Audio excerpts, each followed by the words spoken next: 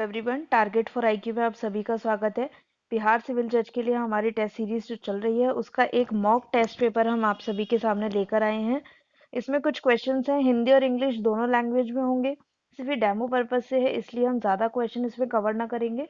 लेकिन आप देख सकते हैं इस तरह से हमारा फ्रंट पेज होता है। टोटल 150 क्वेश्चंस होते हैं। नेगेटिव मार्किंग नहीं है, तो हम भी नेगेटिव मार्किंग नहीं करते हैं।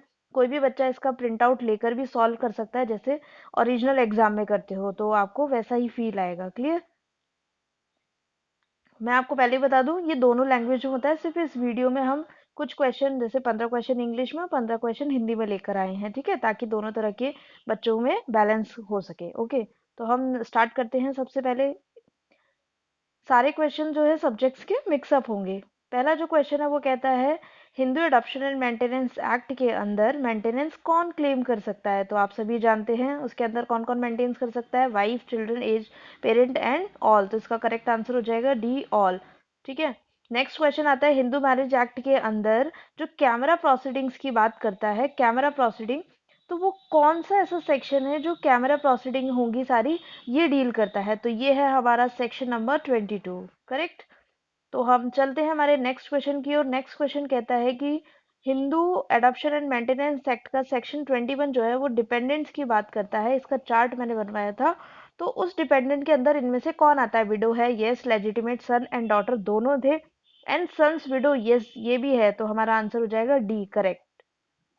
नेक्स्ट हमारे पास क्वेश्चन आता है, आरसीआर का सेक्शन पूछा है। तो ये तो आप सभी लोग जानते हैं। आरसीआर हिंदू मैरिज एक्ट में कौन से सेक्शन में है? डिफाइन सेक्शन 9 के अंदर। एंड 10 में क्या है? 10 में है judicial separation. Clear? Judicial separation. देखिए, इस वीडियो को आप ज़रूर देखिए लास्ट तक, बिकॉज ये 15-20 मिनट की वीडियो देखने के बाद अगर आपका कोई भी एक क्वेश्चन सही होता है, जीवन के 15-20 मिनट इन्वेस्ट करके अगर आपको एक नंबर मिलता है, तो बहुत बड़ी बात है और अच्छी बात है। बिकॉज एक एक नंबर का कंपटीशन, एक एक नंबर क्या है, कीमती है। क्लियर? और मेरे इस एक्सप्लेनेशन में पता नहीं कौन सी ट्रिक मुंह से निकल जाए, कौन सा पॉइंट निकल जाए, तो जो आपके काम का हो, है ना, और आपका जो कॉन्सेप्ट मान लीजिए गड़बड़ करता हो और वो आप करेक्ट हो जाए। ठीक है। नेक्स्ट जो है हमारा क्वेश्चन वो मैच वाला है। तो हमारी टेस्ट सीरीज में इस तरह के क्वेश्चन भी होंगे जो मैच द फॉलोइंग से होंगे। इससे क्या होता है कि 1 2 3 4 चार तरह के टॉपिक को आपको मैच करना है। तो एक क्वेश्चन में आपके चार कॉन्सेप्ट क्लियर हुए। क्लियर?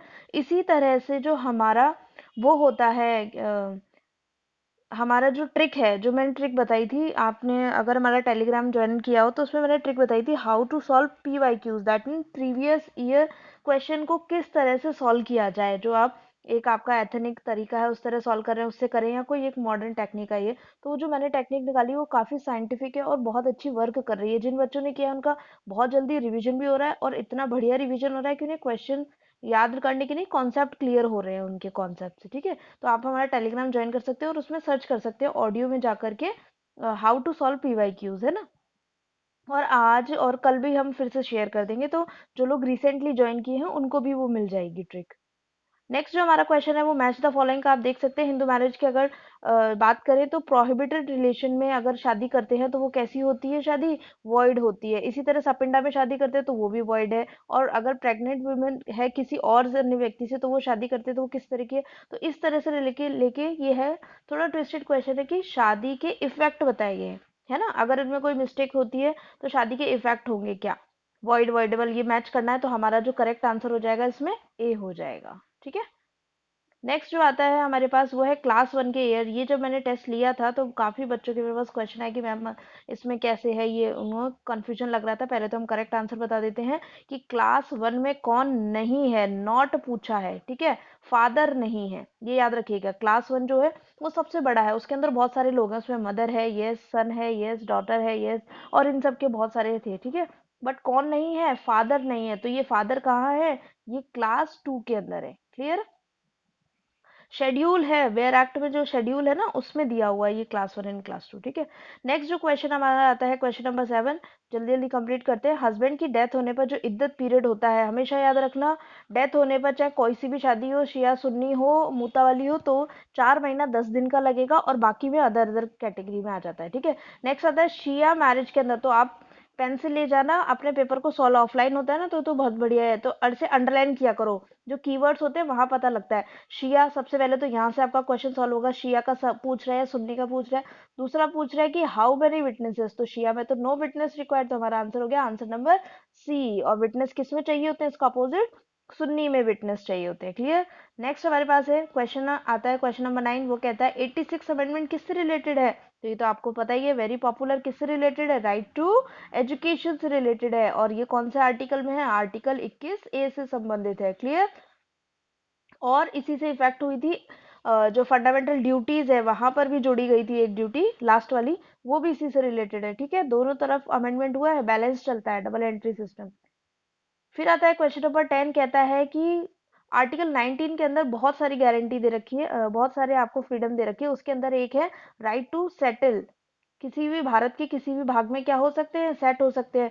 तो इसकी जो ट्रिक थी, थोड़ा सा इसको नीचे करती हूँ, इसकी जो ट्रिक थी वो थी साफ एमआरपी।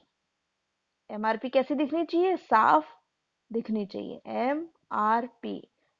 ये ट्रिक्स का मैं सोच रही हूँ एक अलग से वीडियो लेकर आया जाए। तो एमआरपी, 1 2 3 4 5 6, ये 6 तरह की फ्रीडम उसमें डिफाइन थी। तो आर, राइट टू सेटल, ठीक है, रिजाइड एंड सेटल, आर से एक ही चीज थी तो वो है आर। तो इसका आंसर हमारा करेक्ट हो जाएगा 1 2 3 4 5 नंबर पे। 5 नंबर पे कौन सा था, ई। तो आपको रटने की जरूरत ही नहीं पड़ेगी, ऐसी छोटी छोटी ट्रिक से स्टोरी बना के बहुत ही एकदम बहुत ही सिंपल वे में मैं कोशिश करती हूँ कि आपको कॉन्सेप्ट हमारा समझ में आ जाए। तो फिलहाल हम इस क्वेश्चन की बात कर लेते हैं। तो ई वाला आर्टिकल 19(1) ई हमारा करेक्ट हो जाएगा। नेक्स्ट क्वेश्चन आता है 338A, कौन से उससे रिलेट करता है, कमीशन बने हुए हैं 2 3 कमीशन। तो देखो 338 यहाँ पे बता देती हूँ, वो एससी से रिलेटेड है। ए आ गया तो एसटी से रिलेटेड है। क्लियर। ये उसके चलते हैं अल्फाबेटिकल ऑर्डर में, है ना, ये देखो। ठीक है। और अब ओबीसी का भी बन गया है। क्लियर।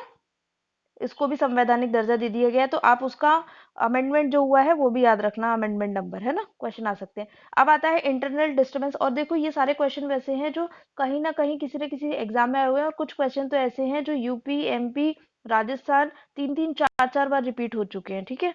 नेक्स्ट जो हमारे पास क्वेश्चन है वो है इंटरनल डिस्टर्बेंस। जो शब्द है वो पहले आर्म रेबेलियन, ये जो चेंजेस हुए थे, अमेंडेड हुआ है कॉन्स्टिट्यूशन में, ये कौन सा अमेंडमेंट था। क्लियर। बहुत ही इंपॉर्टेंट है। तो ये हो जाता है हमारा answer number A, 44th amendment था। ठीक है।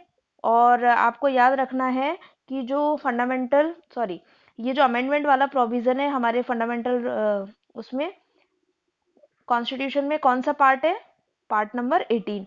आपको जो कॉन्स्टिट्यूशन के पार्ट हैं वो वेरी इंपॉर्टेंट, इंडेक्स तो हर सब्जेक्ट का इंपॉर्टेंट है, इंडेक्स में से क्वेश्चन आता ही आता है। ठीक है। और इमरजेंसी के आर्टिकल कहाँ से कहाँ तक हैं वो आप मुझे कमेंट बॉक्स में आंसर करिएगा। नेक्स्ट हमारा क्वेश्चन है accomplish is a competent business. ये सेक्शन कौन सा है, 133। ये तो पूरा एक सेंटेंस ही टाइप का है, accomplish is a competent business under section 133। ठीक है। तो हमारा करेक्ट आंसर क्या हो जाएगा, ऑप्शन नंबर सी, 133। क्लियर है। नेक्स्ट चलते हैं हमारे क्वेश्चन नंबर 14 की ओर। क्वेश्चन नंबर 14 कहता है कि क्वेश्चन ये था कि क्या ये घोड़ा साउंड है। ए ने बी से पूछा कि ये घोड़ा सही है, और बी ने क्या बोला, ए कहता है बी से गो, जाओ। और किससे पूछो, सी से पूछो। अब यहाँ पर सी जो कुछ भी कहता है वो क्या है, एडमिशन है। क्लियर। तो हमारा आंसर क्या हो जाएगा, answer A, admission is correct. Clear है। ये है हमारा सेक्शन 20 का एविडेंस एक्ट का सेक्शन 20 इलस्ट्रेशन। डायरेक्ट क्वेश्चन है, वेरी इंपॉर्टेंट और कई बार रिपीट हो चुका है। Moving on question number 15। Next हमारा जो क्वेश्चन है वो है 15। 15 कहता है कि period of amendment of pleading, ये भी है, प्लीडिंग से संबंधित हमारा ऑर्डर कौन सा है सीपीसी में, ऑर्डर नंबर 6। ठीक है। Order number 6, pleading.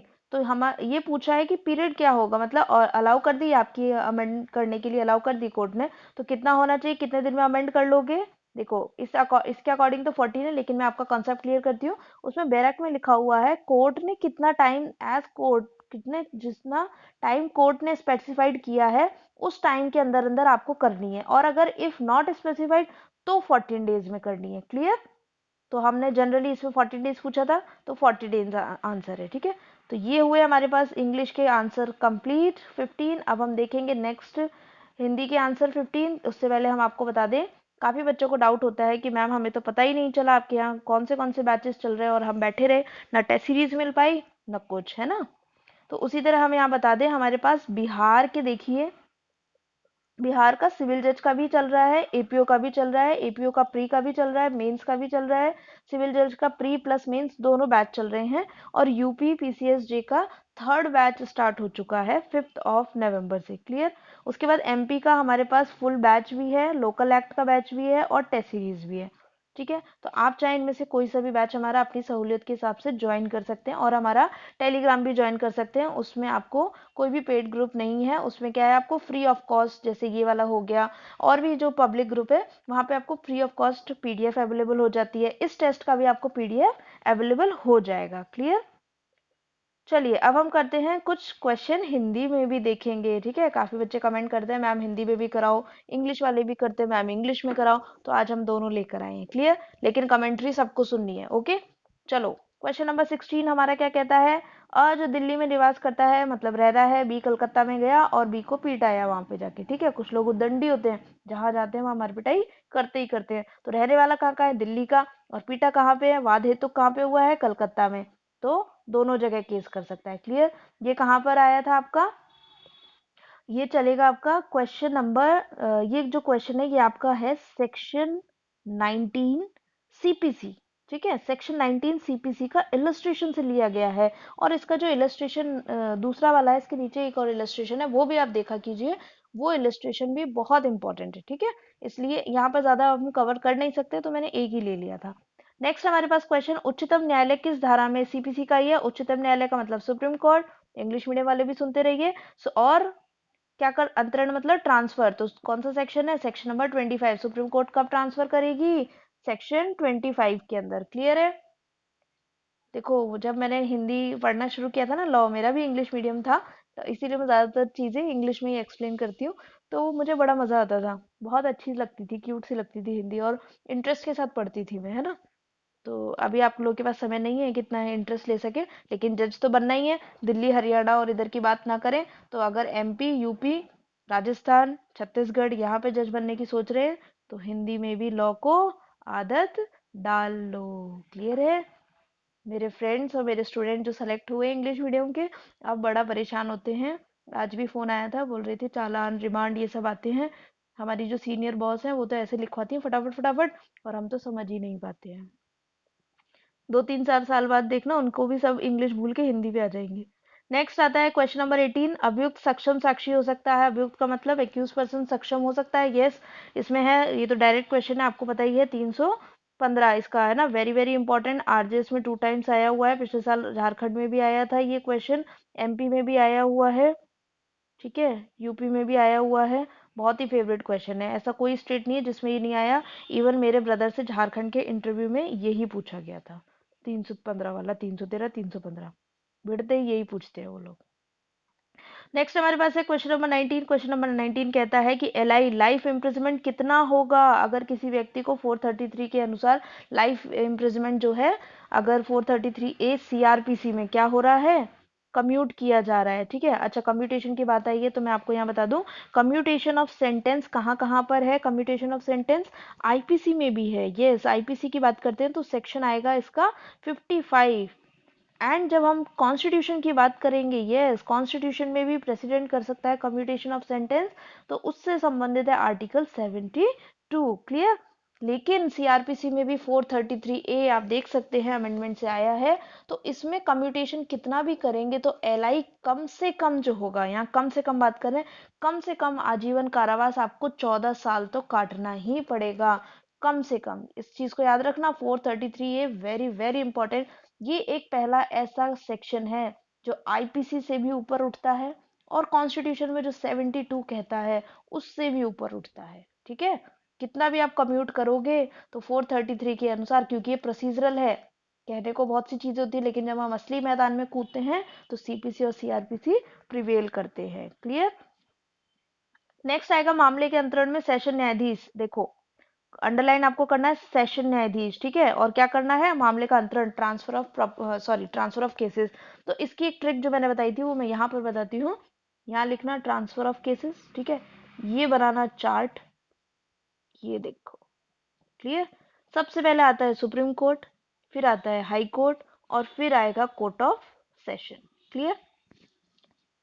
ये पेन बहुत मोटा है, इसकी पता नहीं पतला होगा या नहीं।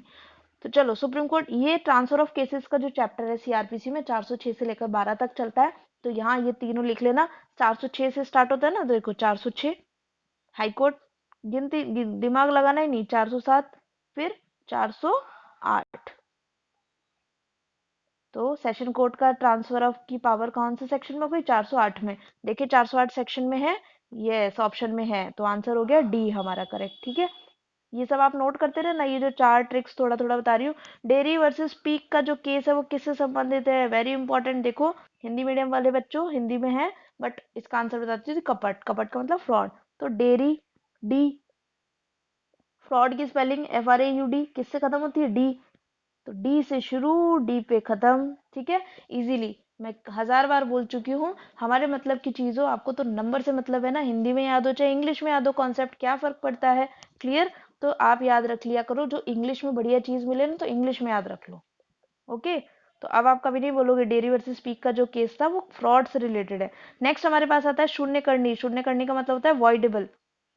ऊपर चला, देखो वॉइडेबल, जो वॉइडेबल हमारे पास होते हैं कॉन्ट्रैक्ट्स, तो उसमें क्या होता है? सबसे पहले हम आंसर लगाएंगे, किसी भी एक पक्षकार द्वारा प्रवर्तनीय नहीं। एक देखो ये होता है, किसी एक पक्षकार के विकल्प पर at the option of one party. Option मतलब डिपेंड करता है किस पर? वन पार्टी पर। ठीक है, उसकी मन मर्जी के ऊपर डिपेंड करता है, तो वो होते हैं वॉइडेबल कॉन्ट्रैक्ट। ठीक है, नेक्स्ट आता है हमारे पास अपकृत्यों के सिद्धांत। ये क्वेश्चन बहुत ही इंपॉर्टेंट है, उत्तराखंड, यूपी और वहाँ सॉरी यहाँ पर आया हुआ है।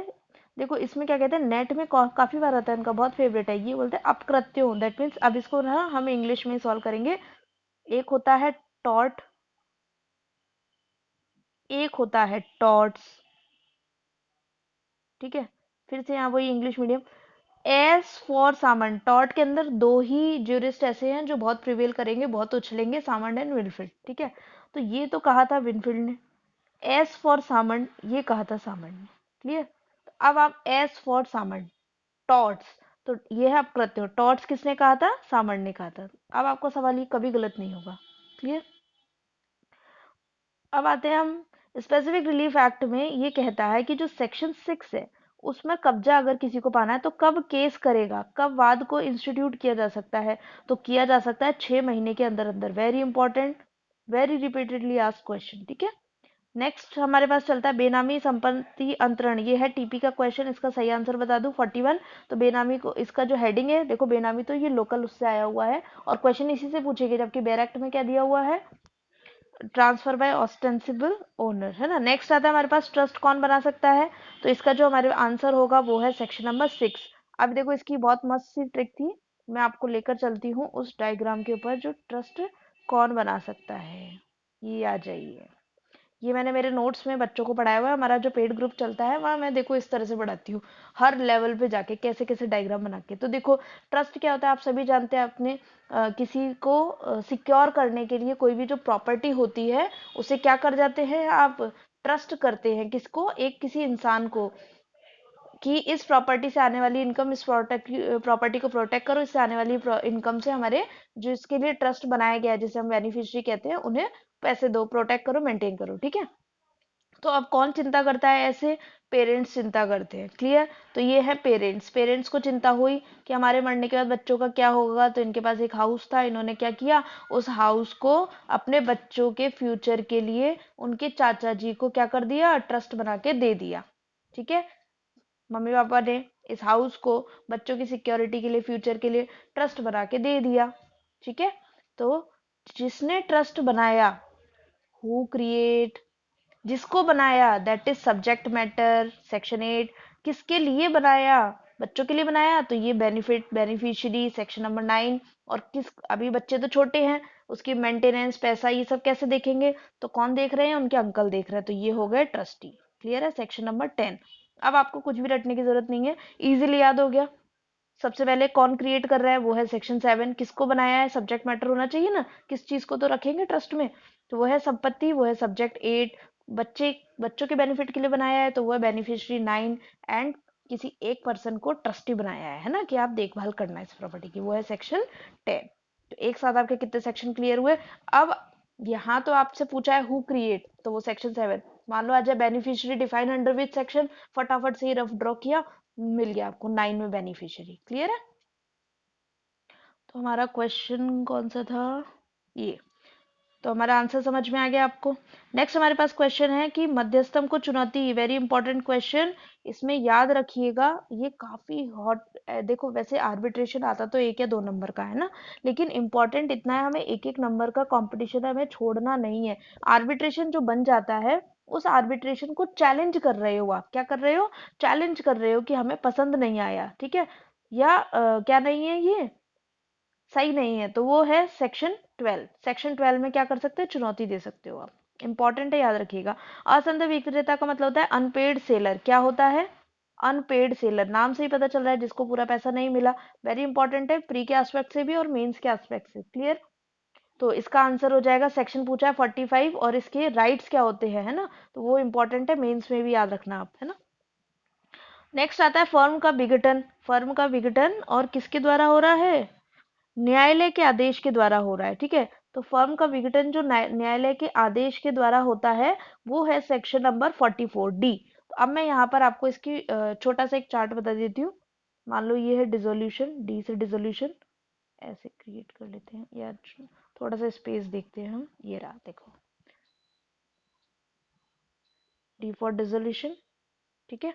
डिसोल्यूशन स्टार्ट होता है सबसे पहले 40, ठीक है। तो 40 में आता है बाय एग्रीमेंट। सबसे पहले आपने क्या किया, एग्रीमेंट किया, एग्रीमेंट कर लिया। अब एग्रीमेंट से मुकर तो सकते नहीं, करना ही पड़ेगा, तो फिर 41 में क्या आ जाता है, कंपलसरी। क्लियर। फिर 42 जो होता है, 42 क्या कहता है, 42 किसके बारे में, कंटिजेंसी के बारे में। भाई वक्त बदलते देर लगती है, किसी को पता था सब अपने घरों में कैद हो जाएंगे, ऐसा कोरोना नाम का कुछ आएगा, तो ये है कंटिजेंसी, ठीक है। और कंटिजेंसी किस पर डिपेंड कर सकती है, अपनी इच्छा पर भी डिपेंड कर सकती है, करना है करो, नहीं करना है मत करो। तो दैट इज विल वाला जो विघटन होता है वो है 43। और लास्ट में आता है कोर्ट। फिर भी नहीं हो पा रहा, इतने सारे तरीके दे दिए, तो आप कहाँ जाओ, न्याय का दरवाजा खटखटाओ, दैट इज 44। हो गया, कोर्ट के द्वारा। तो dissolution, dissolution by agreement 40, compulsory dissolution 41, contingency के डिपेंड करता है 42, फिर आता है 43 जो क्या कहता है, विल, नोटिस के द्वारा, और फिर लास्ट में है कोर्ट के द्वारा 44। ठीक है, चलिए नेक्स्ट क्वेश्चन हमारे पास, क्वेश्चन नंबर 30। वो कहता है कि जब किसी कंपनी में कम से कम, देखो कंपनी लॉ जो है ना हमारा, कंपनी लॉ में क्या है, कम से कम एक डायरेक्टर होना ही चाहिए, होना चाहिए। तो वो भारत में कुल कितनी अवधि तक रहा हो, तो इसका सही आंसर तो है 180 डेज, है ना। तो इसका सही सेक्शन आप लिख लो, कंपनी लॉ पढ़ना ही है। देखो 5 सवाल आएंगे। चैप्टर तो है इसका 11, चैप्टर 11। सेक्शन जो डील करता है वो है 149, सब क्लॉज 3। सब क्लॉज 3 कहता है कि हर कंपनी में कम से कम एक डायरेक्टर होगा ही होगा, ठीक है। और वो डायरेक्टर की क्वालिफिकेशन में लिखा हुआ है कि भारत में कम से कम पिछले साल के कैलेंडर के अकॉर्डिंग 180 दिन रहा हो। क्लियर है। नेक्स्ट हमारे पास जो क्वेश्चन है वो कहता है नेगोशिएबल इंस्ट्रूमेंट एक्ट से पराक्रम लिखित अधिनियम के अंदर समय अनुक्रम, इसका मतलब होता है नियत समय धारक, that means holder in due course, ठीक है। तो इसका सेक्शन पूछा है, होल्डर इन ड्यू कोर्स, इसका सेक्शन है क्या बोल रहे हैं, यस, क्या बार बार कर रहा है। तो इसका हमारे पास जो होल्डर इन ड्यू कोर्स है, तो नेगोशिएबल इंस्ट्रूमेंट एक्ट के तहत, तो इसका जो सेक्शन आएगा, सेक्शन नंबर 9 इसके अंदर डील करेगा, ठीक है। शुरू के सेक्शंस बहुत इंपॉर्टेंट है, 7 8 ये सब आपको ध्यान रखना है। और इसी के साथ हमारा जो है चैनल टारगेट फॉर आईक्यू, आप इसको लाइक कर लीजिए। और हमारी टेस्ट सीरीज अभी भी चल रही है, अभी भी आपके पास 20 to 25 डेज है, क्योंकि 6 दिसंबर को एग्जाम है। तो आप 2 3 तारीख के बाद कुछ नहीं पढ़ना है, सिर्फ अपने जो नॉर्मल नॉर्मल आपने वन लाइनर्स बनाए होंगे उनको पढ़ना है, ठीक है। और इस नंबर पे फोन करके आप क्वेरी ले सकते हैं और हमारी टेस्ट सीरीज ज्वाइन कर सकते हैं। जीके प्लस जीएस दोनों की चल रही है, टोटल आपको 55 पेपर्स मिलेंगे, ठीक है। 55 पेपर, सोचिए एक पेपर में अगर 100 क्वेश्चन भी होते हैं, तो आपके पास कितने क्वेश्चन का बंच हो गया। और हमारी जीके की टेस्ट सीरीज सर ने बहुत मेहनत से बनाई है, उसमें से आपका देखिएगा मोर देन 80% आपका पेपर वहीं से लग जाएगा। जीएस के लिए तो आपको टेंशन लेने की जरूरत ही नहीं है, ठीक है। और हमारे चैनल को सब्सक्राइब कर लीजिए और हमारे टेलीग्राम चैनल को ज्वाइन कर लीजिए। ये वाला पेपर आपको वहाँ पे PDF फॉर्म में अभी अवेलेबल हो जाएगा। ठीक है, थैंक यू सो मच।